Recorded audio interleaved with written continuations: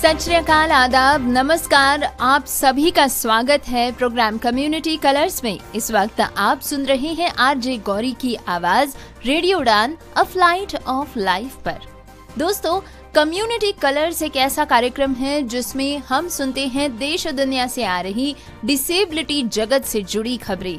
साथ ही इस प्रोग्राम में हम लेते हैं जायजा जॉब अलर्ट्स, कई नए ट्रेनिंग सेशंस के बारे में, नई उभरती टेक्नोलॉजी के बारे में और साथ ही DEPWD MSJE डिपार्टमेंट की सोशल मीडिया अपडेट्स पर भी।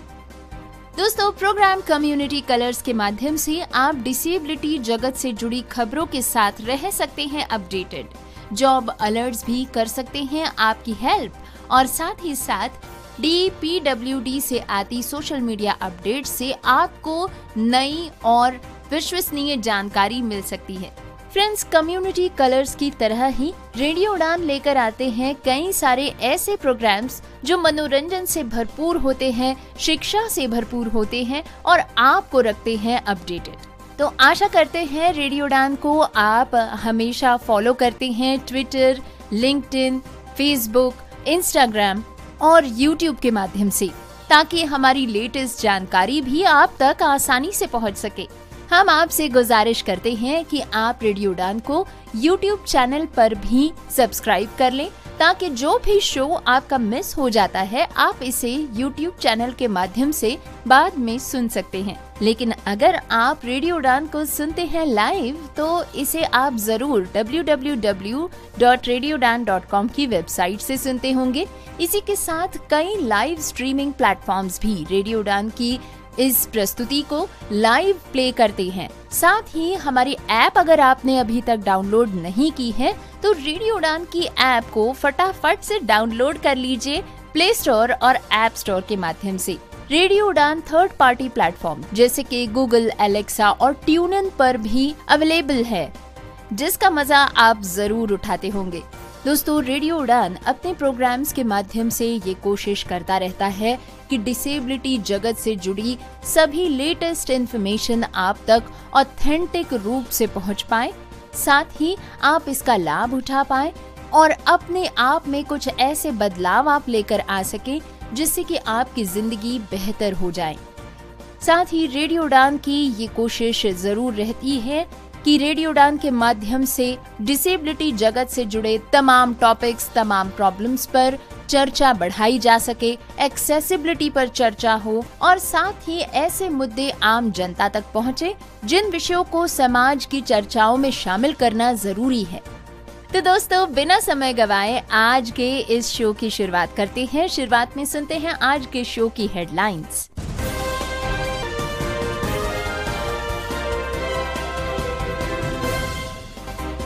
महाधर्माध्यक्ष फिसिकेला ने दिव्यांग लोगों की जयंती के लिए मिस्सा अर्पित किया। हिमाचल प्रदेश में विधवा, दिव्यांग और बीमार शिक्षकों को युक्तिकरण में मिलेगी राहत, नहीं भेजा जाएगा ज्यादा दूर। कांग्रेस ने लगाया बीजेपी पर आरोप, कहा दिव्यांगजनों को नहीं मिल रहा केंद्र सरकार की योजनाओं का लाभ। इंडियन रेलवे ने नियमों में किया बड़ा बदलाव, सीनियर सिटीजन, महिलाओं और विकलांगजनों के लिए ट्रेन का सफर होगा और भी आसान। लखनऊ में दिव्यांग कला महाकुंभ, केंद्रीय मंत्री SP सिंह बघेल रहे मौजूद, दिव्यांग बच्चों ने दी शानदार प्रस्तुति। सुनेंगे NFB के जॉब अलर्ट्स। दिव्यांगों के लिए सुनहरा अवसर, आ रहा है एबिलिम्पिक्स इंडिया। राष्ट्रीय वयोश्री शिविर में दिव्यांग एवं वरिष्ठ नागरिक हुए शामिल। सैन्य सेवा के कारण दिव्यांग सैनिक को माना जाता है दिव्यांग पेंशन का हकदार। बॉम्बे हाईकोर्ट ने वरिष्ठ नागरिकों और दिव्यांगों के लिए हवाई अड्डे की सुविधाओं को बढ़ाने के लिए पैनल किया नियुक्त। दिव्यांग व्यक्ति को आरक्षण न देने पर बिजली विभाग को हाईकोर्ट की फटकार, 1,25,000 रुपए का लगाया जुर्माना। प्रोग्राम कम्युनिटी कलर्स में अभी आपने सुनी आज के शो की हेडलाइंस। प्रोग्राम में अब समय हो चला है आगे बढ़ने का, तो बिना वक्त गवाए आइए सुनते हैं डिटेल्ड न्यूज बुलेटिन।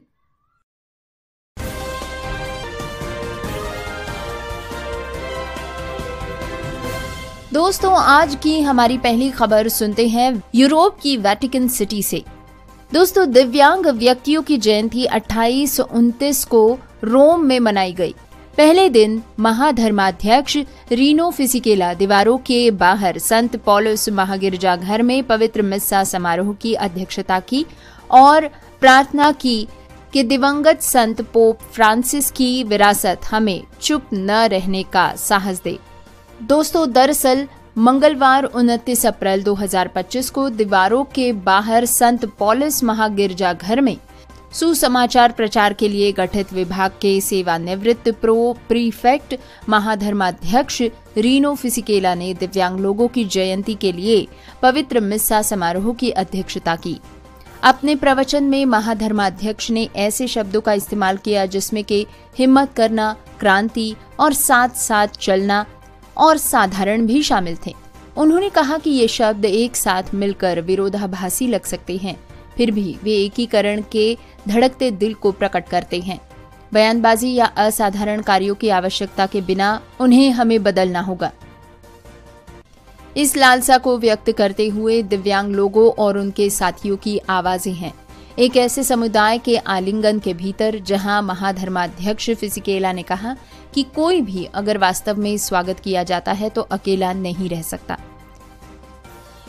दोस्तों, आपको बता दें कि यूखरिस्तीय पूजा पद्धति में परंपरा के भीतर नवाचार किया गया है। सभी भजनों और प्रार्थनाओं के लिए अंतरराष्ट्रीय सांकेतिक भाषा में अनुवाद किया गया है। पारंपरिक अनुष्ठानों में महाधर्माध्यक्ष फिसिकेला ने समुदाय को एक प्रार्थना सौंपी कि संत पोप फ्रांसिस द्वारा दया और समावेश के अपने परम अध्यक्षीय पद में बोए गए बीज फल फूल और कलीसिया में बने रहें।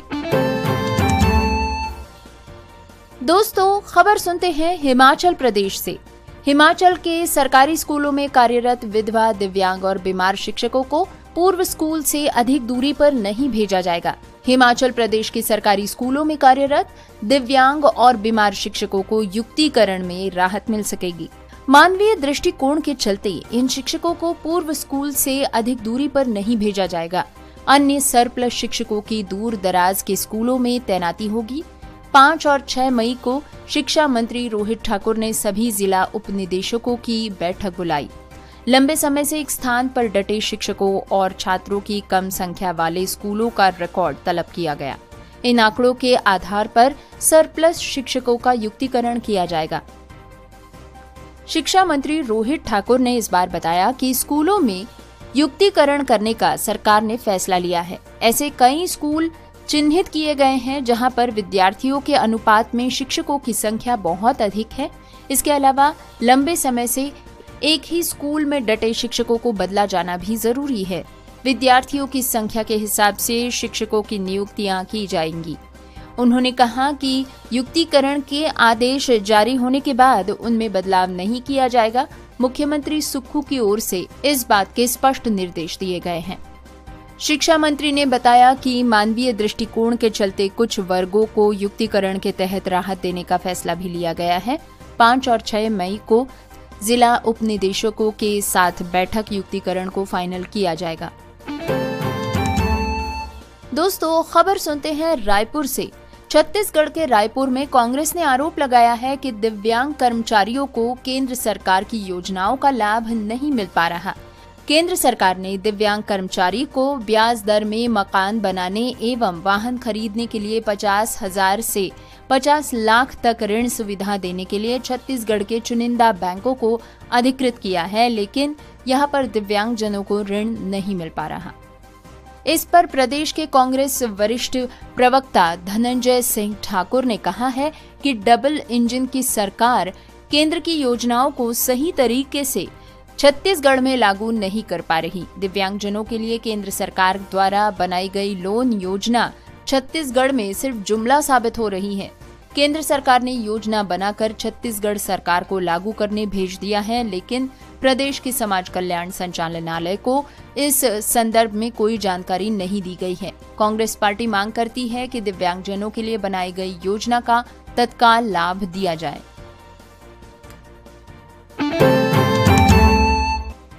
दोस्तों, खबर सुनते हैं इंडियन रेलवेज की तरफ से।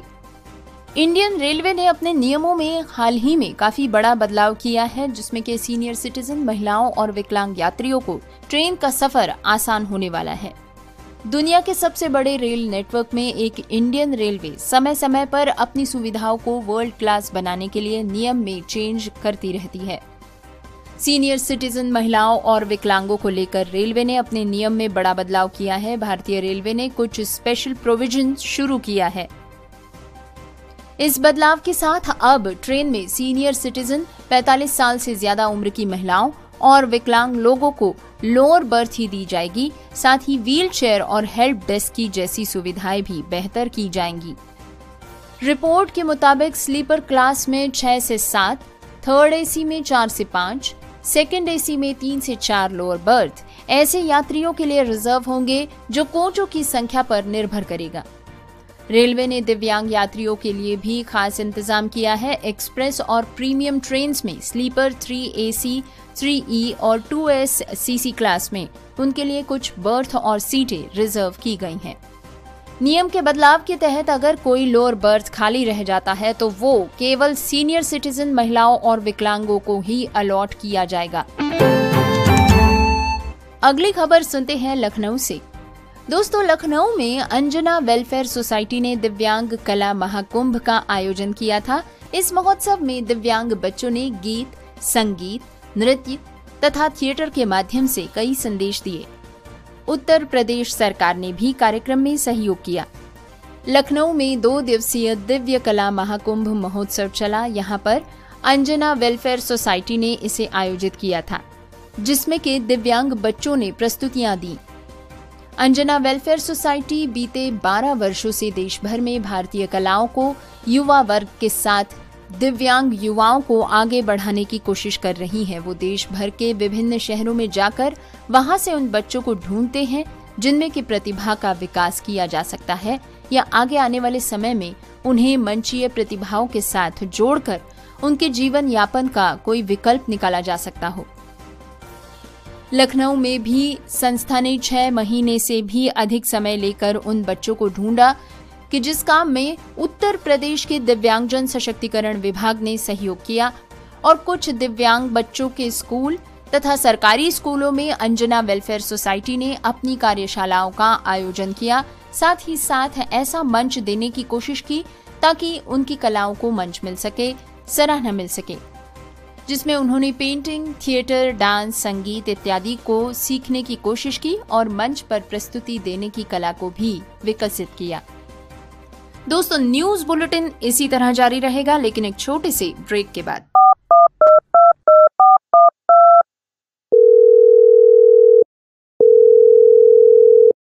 रेडियो उड़ान में आपका स्वागत है।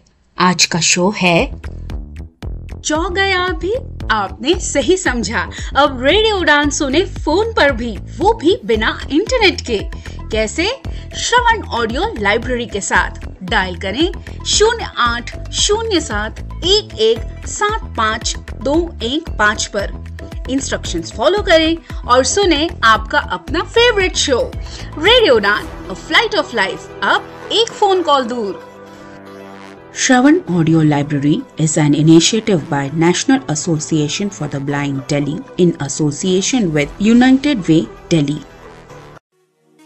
हिडन वॉइसेस की तरफ से आप सभी का स्वागत। हिडन वॉइसेस, एक दृष्टि एक आवाज, और इसने पूरे भारत में दृष्टिबाधित और आर्थिक रूप से विकलांग बच्चों और वयस्कों को किताबों की दुनिया खोलकर सशक्त बनाने के लिए 1000 से भी अधिक छिपी हुई आवाजों को मिलाया है। 28 अप्रैल 2019 को देवी कृष्णा द्वारा स्थापित और सुश्री मैत्री राजदेव द्वारा सह संस्थापित हिडन वॉइसेस एक अद्वितीय रीडिंग चैरिटी है।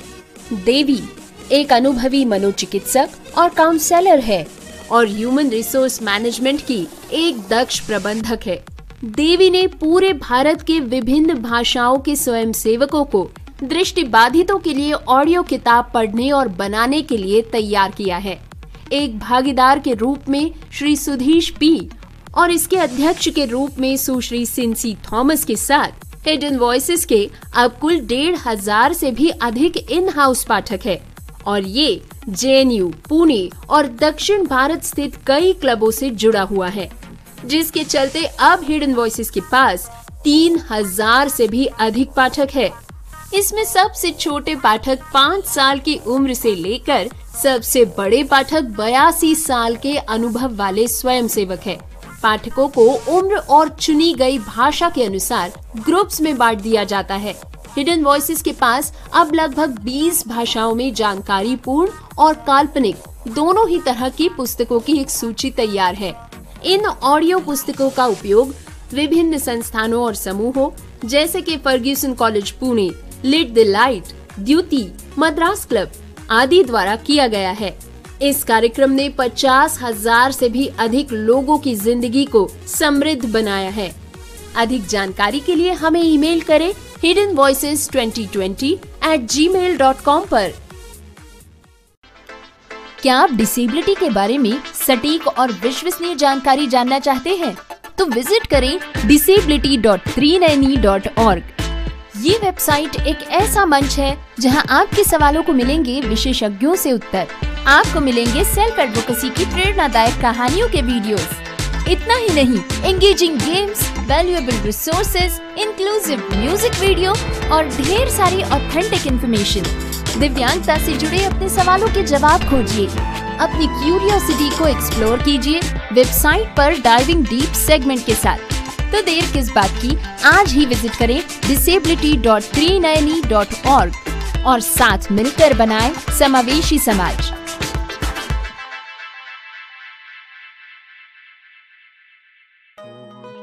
वैसे तो आपको हर चीज में प्रोटेक्शन चाहिए।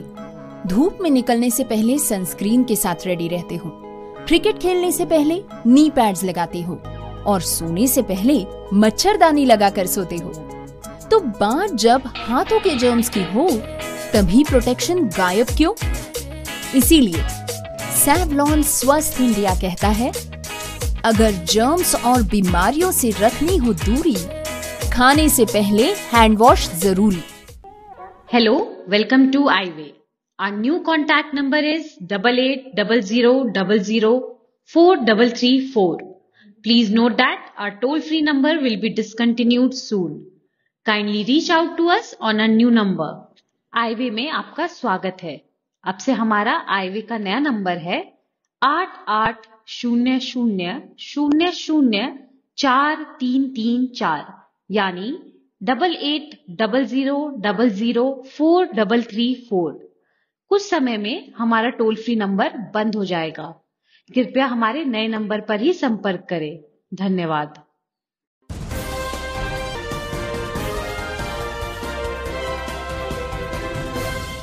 ब्रेक के बाद आप सभी का स्वागत है। न्यूज बुलेटिन जारी है, बढ़ते हैं अगली खबर की ओर। SBI ने कोलकाता के लिए 5 विशेष कैडर अधिकारियों की भर्ती में VI के लिए 3 रिक्तियां आरक्षित की है। लास्ट डेट ऑफ एप्लीकेशन है 2 मई। अधिक जानकारी के लिए bank.sbi/webcareers करंट ओपनिंग्स पर जाएं। NFB जॉब अलर्ट राष्ट्रीय खनिज विकास निगम 934 विभिन्न पदों की भर्ती के लिए आवेदन आमंत्रित करता है। माने कि ये आवेदन पत्र आपको भेजने हैं the national mineral development corporation को।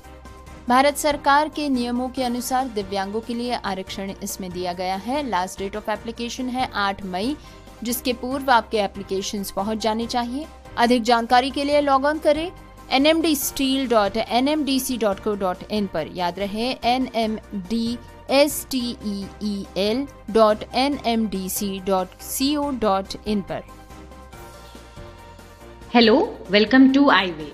Our new contact number is 8800004334. Please note that our toll-free number will be discontinued soon. Kindly reach out to us on a new number. iWay में आपका स्वागत है।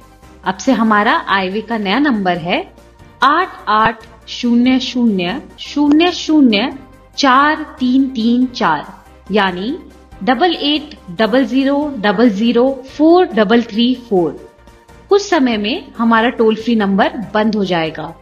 कृपया हमारे नए नंबर पर ही संपर्क करें। धन्यवाद। तो दोस्तों, अब सुनते हैं अब ओलंपिक्स के बारे में। एबिलिम्पिक्स एक अंतरराष्ट्रीय कौशल आधारित प्रतियोगिता है जो हर 4 साल में आयोजित की जाती है। ओलंपिक और पैरालंपिक की तरह ही, लेकिन विशेष रूप से विकलांग व्यक्तियों के लिए इसे आयोजित किया जाता है। इसमें आईटी, क्राफ्ट, हॉस्पिटैलिटी, उद्योग और सेवाओं जैसे विभिन्न ट्रेंड्स, 45 से अधिक व्यावसायिक कौशल भी शामिल होते हैं। पात्रता मानदंड: उम्मीदवार 18 वर्ष से अधिक होना चाहिए, विकलांगता प्रमाण पत्र होना चाहिए। सुनते हैं एबिलिम्पिक्स की कौशल श्रेणियां यानी कि स्किल कैटेगरीज। टोकरी बनाना, पेंटिंग और सजावट, क्रोशिया, हाथ से बुनाई, मैनिक्योर, मालिश, बालों की सजावट, पेंटिंग और सजावट, फैशन और डिजाइनिंग, सफाई सेवाएं, पेस्ट्री और पैटिसरी और कन्फेक्शनरी, केक की सजावट, संपत्ति प्रबंधन यानी कि प्रॉपर्टी मैनेजमेंट, फोटोग्राफी स्टूडियो, चरित्र design, character design, CAD designing, CAD designing, desktop प्रकाशन, डेस्कटॉप पब्लिशिंग। प्रतियोगिता का स्थल: एबिलिम्पिक्स प्रतियोगिताएं जिन शहरों में आयोजित होंगी उनका तारीखवार विवरण है। 1. चेन्नई में ये 20-21 जून 2025 को होगी, मुंबई में 4-5 जुलाई 2025, लखनऊ 1-2 अगस्त 2025 और गुवाहाटी में 22-23 अगस्त 2025 में। पंजीकरण के लिए आपको जाना होगा abilimpicsindia.org पर।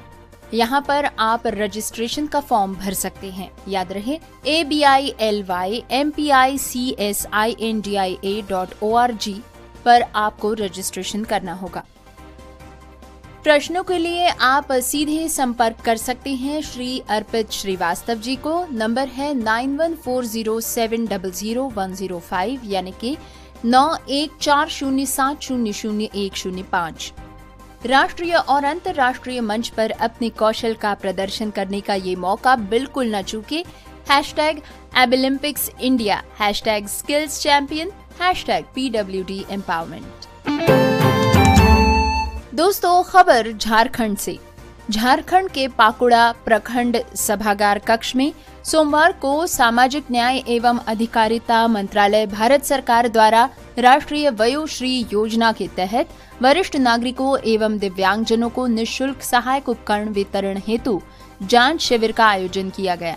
प्रखंड विकास पदाधिकारी समीर अल्फ्रेड मुर्मू ने बताया कि वर्तमान सरकार वृद्ध जनों के लिए कष्ट निवारण हेतु राष्ट्रीय वृद्ध व्यवस्था पेंशन के साथ ही अब राष्ट्रीय वयोश्री योजना लेकर आई है, जिससे कि वृद्ध जनों को उठने बैठने, चलने फिरने एवं देखने सुनने में सहायता मिल सकेगी।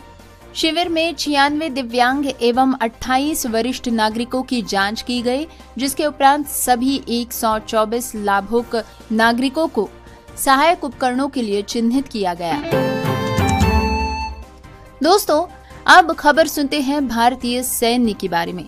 36 साल पहले से बर्खास्त किए गए सैन्य कर्मी को 50% दिव्यांगता पेंशन देने का आदेश देते हुए सुप्रीम कोर्ट ने कहा है कि एक सैनिक जो सेवा से दिव्यांग हो जाता है उसे सैन्य सेवा के कारण बीमारी और दिव्यांगता का शिकार माना जाता है। कोर्ट ने कहा कि ये साबित करना सेना का दायित्व है कि दिव्यांगता का सैन्य के सेवा से कारण नहीं था, क्योंकि केवल चिकित्सीय रूप से स्वस्थ व्यक्ति ही सेवा में भर्ती हो सकता है। जस्टिस अभय एस ओक और जस्टिस उज्जवल भुयान की खंडपीठ ने कहा कि किसी सैनिक से ये साबित करने के लिए नहीं कहा जा सकता कि उसे ये बीमारी सैन्य सेवा के कारण हुई है या उसकी बीमारी बढ़ गई है।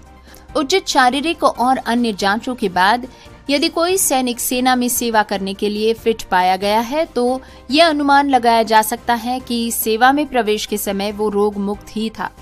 नियोक्ता द्वारा ये कहने के लिए कि ऐसी बीमारी न तो सैन्य सेवा के कारण हुई और न ही उससे बढ़ी थी, कम से कम इतना तो किया ही जाना चाहिए कि ऐसा दृष्टिकोण अपनाने के लिए कारण बताए जाए। दोस्तों, एक महत्वपूर्ण खबर सुनते हैं बॉम्बे हाईकोर्ट से। बॉम्बे हाईकोर्ट ने हवाई अड्डों पर वरिष्ठ नागरिकों और दिव्यांग व्यक्तियों के लिए पहुंच सुविधा में सुधार करने के लिए एक विशेष समिति की स्थापना की है। इस मंगलवार को न्यायमूर्ति GS कुलकर्णी और न्यायमूर्ति अद्वैत सेठना ने व्हीलचेयर सुविधा की आवश्यकता वाले व्यक्तियों सहित अतिरिक्त सहायता की आवश्यकता वाले व्यक्तियों के लिए हवाई अड्डे के आवास की वर्तमान स्थिति के बारे में अपनी चिंता व्यक्त की। नवगठित 3 सदस्यीय पैनल की अध्यक्षता आंध्र प्रदेश हाईकोर्ट के पूर्व न्यायाधीश गोदा रघुराम करेंगे और इसमें उपभोक्ता कार्यकर्ता शिरीष देशपांडे और नागरिक उड्डयन महानिदेशालय DGCA के प्रतिनिधि भी शामिल होंगे।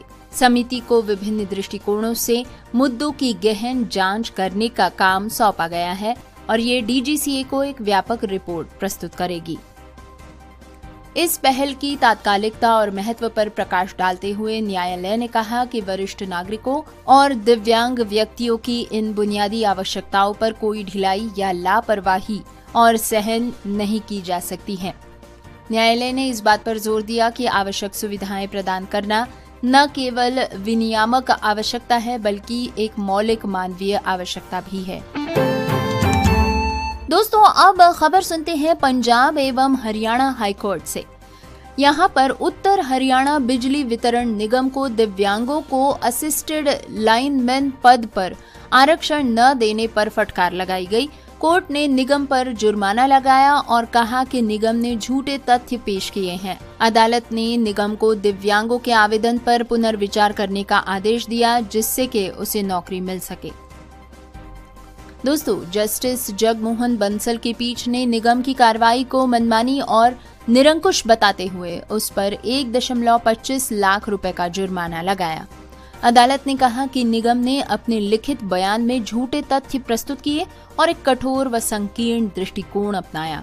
दोस्तों, ये मामला है बिजली विभाग को एक पैर से दिव्यांग व्यक्तियों को असिस्टेड लाइनमैन पद पर आरक्षण का लाभ न देने पर बड़ा एक्शन लिया गया है। इसके बारे में मिली हुई जानकारी के अनुसार जस्टिस जगमोहन बंसल की पीठ ने निगम की कार्रवाई को मनमानी कहा और 1.25 लाख रुपए का जुर्माना लगाया। नमस्ते, सत श्री अकाल, आदाब। मैं हूं आरजे नरेश, आपके लिए अपडेट लेकर आया हूं। इस वक्त मैं हूं Hyderabad Devnar foundation for the blind में और यहां पे एक चेस टूर्नामेंट चल रहा है। 12th Hyderabad open national federated chess tournament for the visually challenge और ये 12वां एडिशन है इस टूर्नामेंट का। इससे पहले 11 टूर्नामेंट्स हो चुके हैं। ये एक साल में एक बार टूर्नामेंट होता है और 2011 में ये पहली बार टूर्नामेंट शुरू हुआ था। अब तक 11 एडिशन कंप्लीट हो चुके हैं जिसमें 11 बार अलग अलग प्लेयर्स चैंपियन बने हैं। कोई भी चैंपियन रिपीट नहीं हुआ इस टूर्नामेंट में। खास बात ये, हर साल इस टूर्नामेंट में पार्टिसिपेट करने वाले जो प्लेयर्स हैं उनका नंबर बढ़ता जा रहा है। जहाँ शुरुआत में बहुत कम प्लेयर ने पार्टिसिपेट किया था, आज कंडीशन ये है कि इस टूर्नामेंट में लगभग 260 के आसपास प्लेयर्स पार्टिसिपेट कर रहे हैं, जबकि 30 रेटेड प्लेयर्स ऐसे हैं जो दूसरे टूर्नामेंट खेल रहे हैं, इस वजह से इस टूर्नामेंट में नहीं आ पाए। अदरवाइज़ ये नंबर लगभग 300 का हो जाता है। यहाँ पे टीन एजर से लेके लगभग 70 साल तक के प्लेयर्स हमें देखने को मिलते हैं जो इस टूर्नामेंट को खेल रहे हैं, एंजॉय कर रहे हैं। देश के लगभग 17 स्टेट से यहाँ पे पार्टिसिपेशन हो रहा है।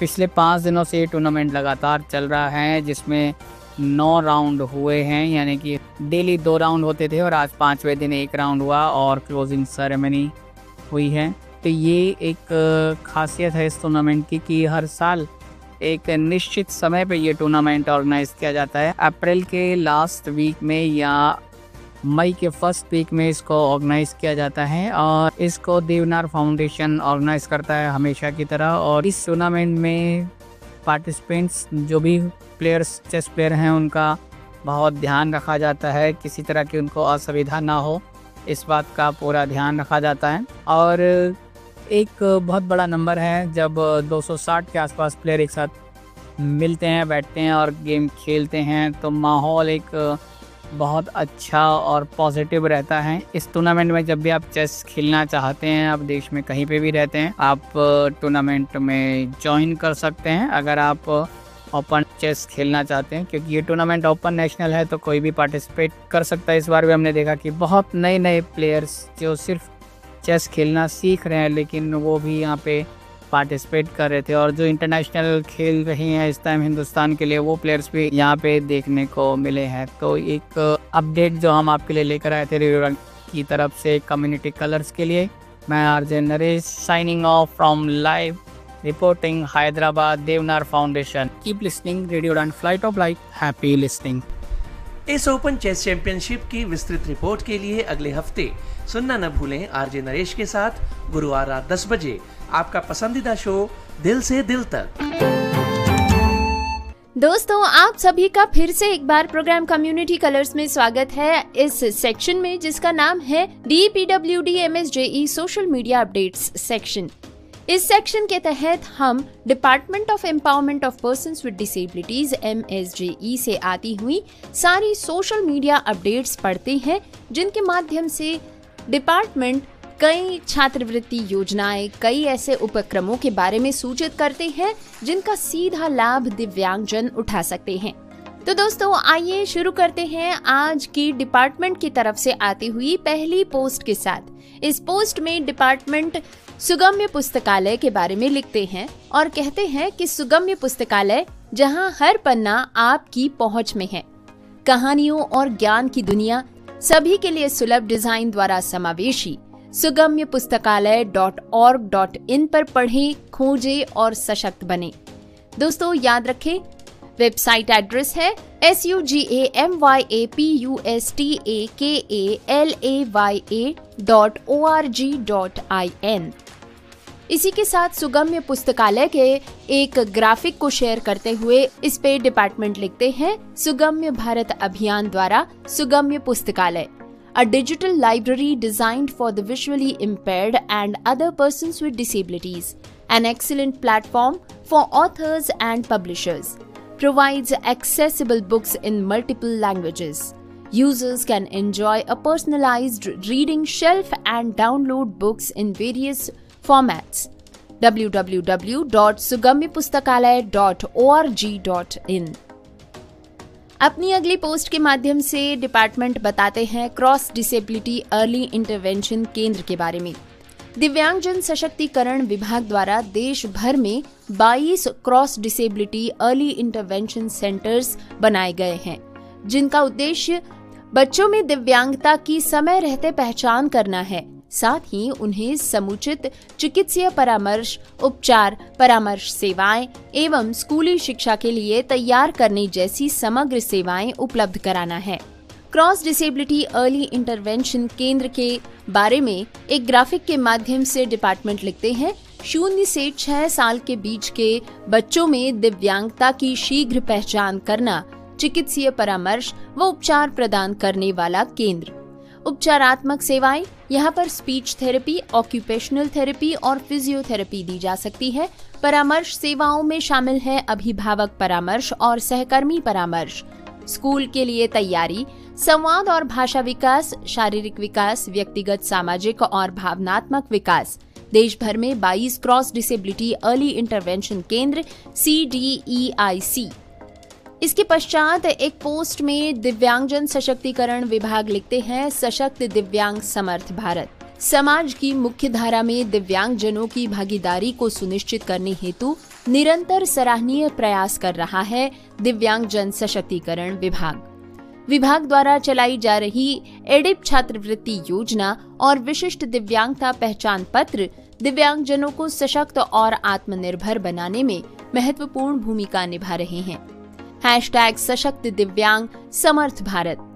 एडिप योजना के तहत 31.16 लाख लाभार्थियों को सहायक यंत्र और उपकरण प्रदान किए गए हैं।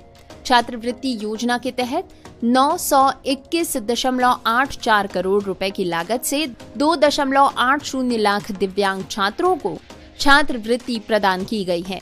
अब तक देश भर में 1.20 करोड़ दिव्यांगजनों को पहचान पत्र, जो विशिष्ट दिव्यांगता पहचान पत्र हैं, UDID जारी किए गए हैं। इस अगली पोस्ट में दिव्यांगजन सशक्तिकरण विभाग लिखते हैं, सशक्त दिव्यांग समर्थ भारत दिव्यांगजन अधिकार अधिनियम 2016 के बारे में। दिव्यांगजन अधिकार अधिनियम 2016 दिसंबर 2016 दिव्यांगजन अधिकार अधिनियम बना और अप्रैल 2017 में अधिनियम लागू हुआ। भारत सरकार दिव्यांगजनों के सर्वांगीण विकास के लिए दृढ़ संकल्पित है। दिव्यांगजनों को सशक्त और आत्मनिर्भर बनाने के उद्देश्य से दिव्यांगजन अधिकार अधिनियम 2016 को लागू किया गया है। यह अधिनियम न केवल उनके अधिकारों की सुरक्षा करता है, बल्कि उन्हें समाज में सम्मानजनक और गरिमापूर्ण जीवन जीने का अवसर भी प्रदान करता है। केंद्र सरकार ने 17 मई 2022 को बेंचमार्क दिव्यांगजनों के लिए पदोन्नति में 4% आरक्षण प्रदान करने के निर्देश जारी किए। निर्मित वातावरण, परिवहन प्रणाली और ICT पारिस्थितिकी तंत्र में दिव्यांगजनों के लिए सुगम्य वातावरण के सर्जन पर ध्यान केंद्रित किया गया। कौशल विकास, खेल और मनोरंजन में दिव्यांगजनों की भागीदारी को बढ़ावा देने पर भी ध्यान केंद्रित किया गया।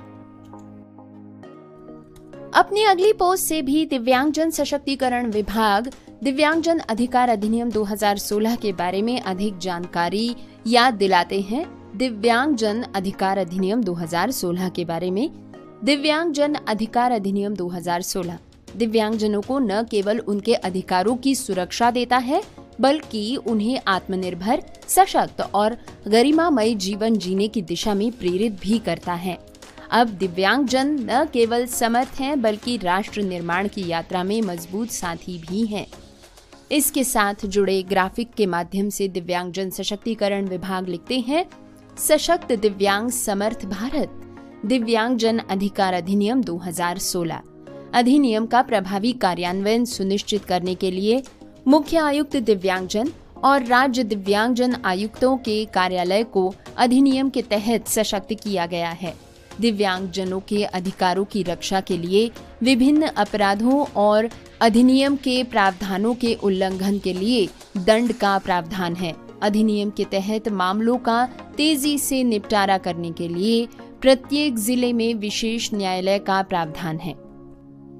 अंतर्राष्ट्रीय शोर जागरूकता दिवस यानी कि इंटरनेशनल नॉइज अवेयरनेस डे 25 अप्रैल के दिन दिव्यांगजन सशक्तिकरण विभाग ने एक पोस्ट साझा की, जिसमें उन्होंने लिखा है कि अंतर्राष्ट्रीय शोर जागरूकता दिवस यानी कि इंटरनेशनल नॉइज अवेयरनेस डे 25 अप्रैल 2025 के अवसर पर SVNIRTAR यानी कि national institute under the department of empowerment of persons with disabilities MSJE यहाँ पर भाषण और श्रवण विभाग ने Aditya Birla foundation and retail limited के सहयोग से भुवनेश्वर में औद्योगिक कर्मचारियों के लिए श्रवण जांच का आयोजन किया।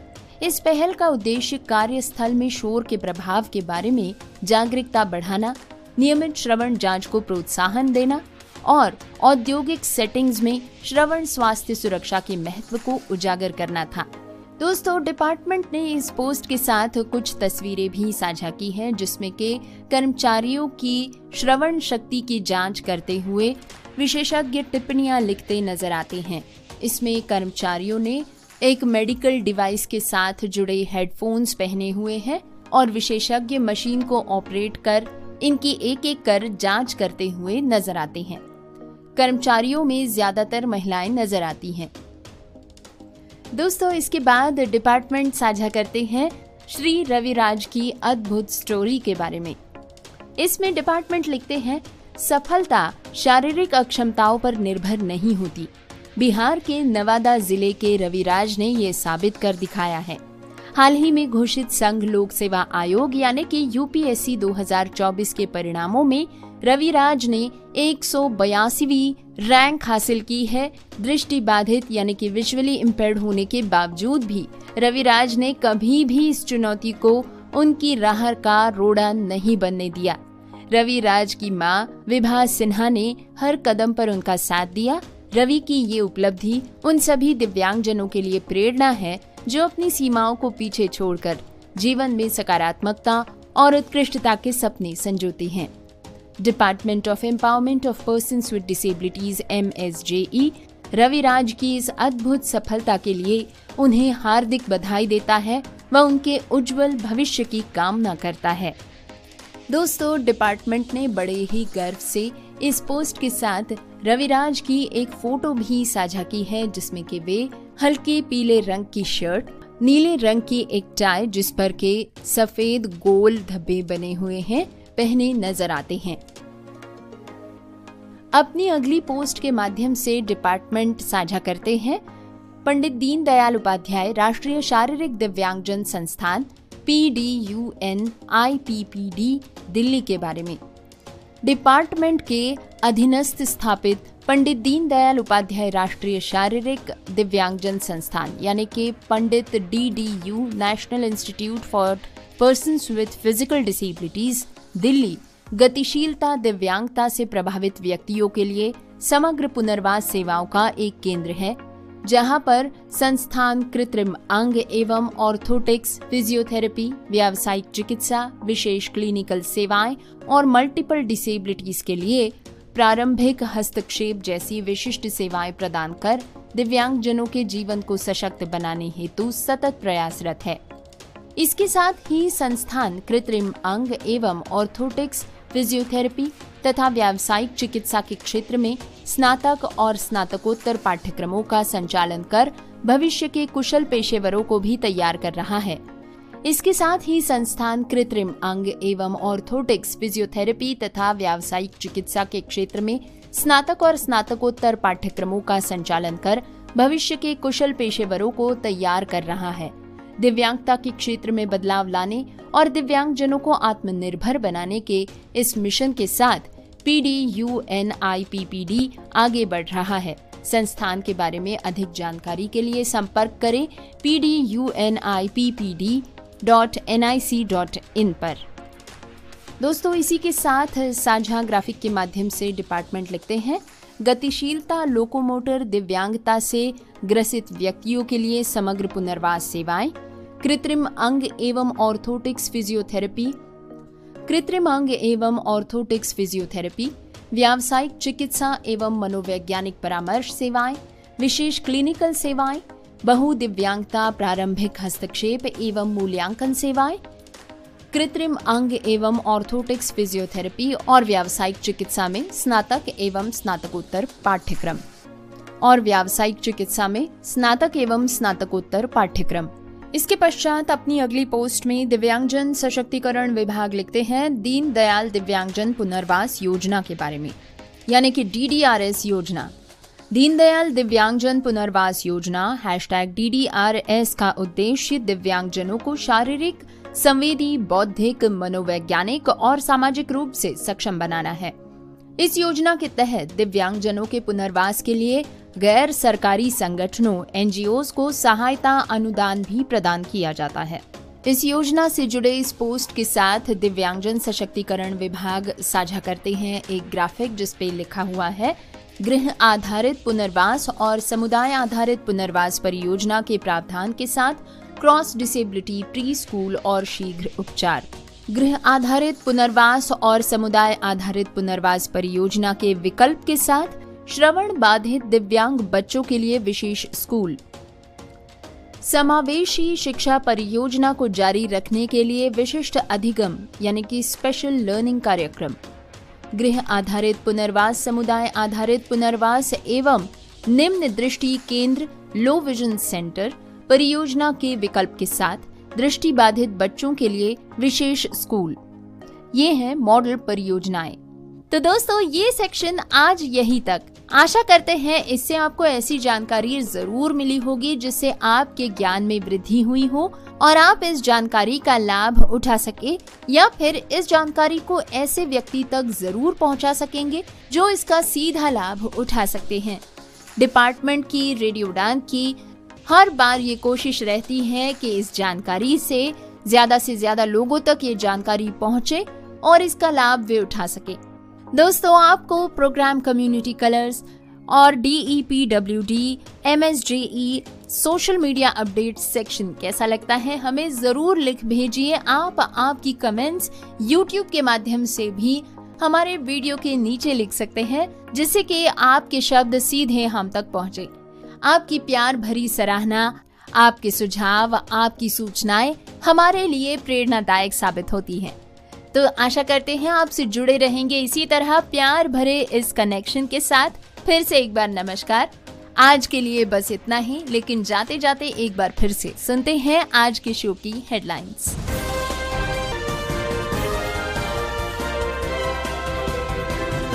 महाधर्माध्यक्ष फिसिकेला ने दिव्यांग लोगों की जयंती के लिए मिस्सा अर्पित किया। हिमाचल प्रदेश में विधवा, दिव्यांग और बीमार शिक्षकों को युक्तिकरण में मिलेगी राहत, नहीं भेजा जाएगा ज्यादा दूर। कांग्रेस ने लगाया बीजेपी पर आरोप, कहा दिव्यांगजनों को नहीं मिल रहा केंद्र सरकार की योजनाओं का लाभ। इंडियन रेलवे ने नियमों में किया बड़ा बदलाव, सीनियर सिटीजन, महिलाओं और विकलांगजनों के लिए ट्रेन का सफर होगा और भी आसान। लखनऊ में दिव्यांग कला महाकुंभ, केंद्रीय मंत्री SP सिंह बघेल रहे मौजूद, दिव्यांग बच्चों ने दी शानदार प्रस्तुति। सुनेंगे NFB के जॉब अलर्ट्स। दिव्यांगों के लिए सुनहरा अवसर, आ रहा है एबिलिम्पिक्स इंडिया। राष्ट्रीय वयोश्री शिविर में दिव्यांग एवं वरिष्ठ नागरिक हुए शामिल। सैन्य सेवा के कारण दिव्यांग सैनिक को माना जाता है दिव्यांग पेंशन का हकदार। बॉम्बे हाईकोर्ट ने वरिष्ठ नागरिकों और दिव्यांगों के लिए हवाई अड्डे की सुविधाओं को बढ़ाने के लिए पैनल किया नियुक्त। दिव्यांग व्यक्ति को आरक्षण न देने पर बिजली विभाग को हाईकोर्ट की फटकार, 1,25,000